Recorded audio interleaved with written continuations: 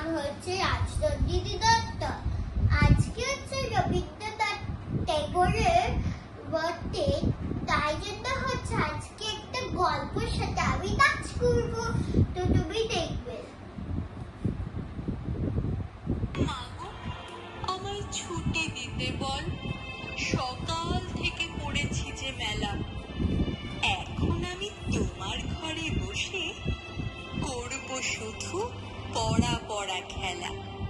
তুমি বলছো দুপুর এখন সবে, না হয় যেন সত্যি হলো তাই।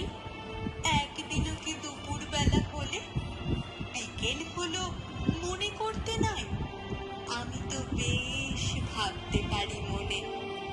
সূর্যি ডুবে গেছে মাঠের শেষে, বাগদে বুড়ি চুবড়ি ভরে নিয়ে শাক তুলেছে পুকুর ধারে এসে।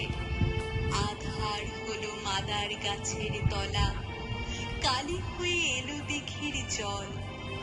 হাটের থেকে সবাই এলো ফিরে, মাঠের থেকে এলো চাষির দল।